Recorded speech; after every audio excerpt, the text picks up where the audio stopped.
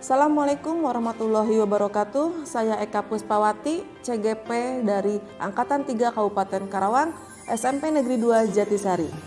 Di sini saya membuat demonstrasi kontekstual di jurnal monolog tentang pengambilan keputusan sebagai pemimpin pembelajaran.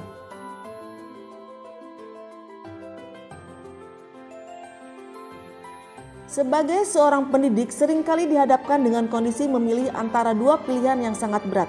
Kita guru sebagai pemimpin pembelajaran diharapkan dapat mengambil keputusan-keputusan yang tepat dan benar serta tidak memihak pada salah satu dari suatu masalah yang sedang dihadapi. Seorang pendidik harus bisa melihat bagaimana persoalan tersebut apakah merupakan dilema etika atau merupakan bujukan moral. Dalam modul 3.1 ini, saya mempelajari dilema etika dan bujukan moral yang nantinya diharapkan dapat digunakan dalam kehidupan sehari-hari untuk mengambil sebuah keputusan sebagai seorang pemimpin pembelajaran. Ilmu yang saya dapatkan dalam modul ini akan saya bagikan kepada rekan-rekan guru atau teman sejawat dengan cara memanfaatkan waktu-waktu luang untuk berdiskusi dalam sebuah kelompok yang sudah kami buat. Komunitas praktisi kami buat dengan tujuan untuk mengembangkan kompetensi guru. Dalam kesempatan tersebut saya akan mencoba untuk berbagi bersama kepada semua anggota komunitas teman-teman guru tentang pengalaman yang sudah saya dapatkan ketika belajar cara pengambilan keputusan.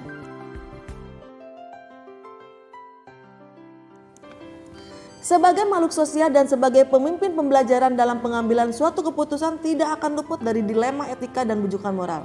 Dalam hal ini yang harus kita perhatikan adalah apakah kasus tersebut termasuk dilema etika atau bujukan moral.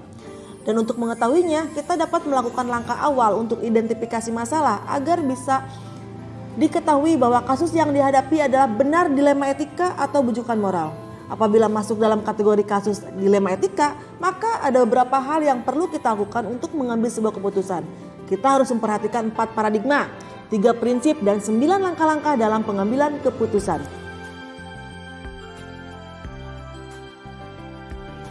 Saya akan menerapkan langkah-langkah pengambilan keputusan tersebut setelah saya mempelajari modul ini dan akan berusaha semaksimal mungkin memecahkan suatu masalah yang ada di lingkungan sekolah dengan memperhatikan 9 langkah-langkah yang ada dalam modul ini. Jadi, mulai saya mendapatkan ilmu ini, maka saya akan mencoba mempraktikkan dengan kondisi kehidupan sehari-hari yang saya jalani baik di lingkungan sekolah maupun di lingkungan masyarakat. Sebagai seorang pendidik, sangat merasa terbantu dengan penjelasan materi dari modul 3.1. Sebab dalam kehidupan sehari-hari sering menemukan dilema tapi belum bisa memanage sebuah keputusan dengan baik, terutama saat menemukan masalah belajar pada siswa. Melalui semua materi yang telah dipelajari dari modul, sudah seharusnya memberikan keputusan yang bersifat positif sehingga membuat orang-orang di lingkungan saya merasa nyaman dan tenang. Hal itu dilakukan juga untuk memerdekakan siswa dalam mencapai keselamatan dan kebahagiaan belajar.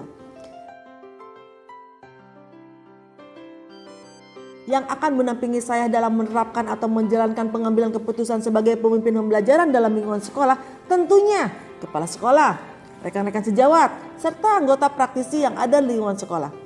Dalam hal mengukur efektivitas pengambilan keputusan, tentunya saya dapat melihat dari refleksi saya setelah melakukan pengambilan keputusan sehingga saya bisa merasa bahwa keputusan yang saya ambil tidak ada pihak yang dirugikan atau tidak berpihak sebelah. Karena pengambilan keputusan yang tepat adalah mencari solusi terbaik bagaimana mendapatkan keputusan yang benar dan benar. Terima kasih. Wassalamualaikum warahmatullahi wabarakatuh.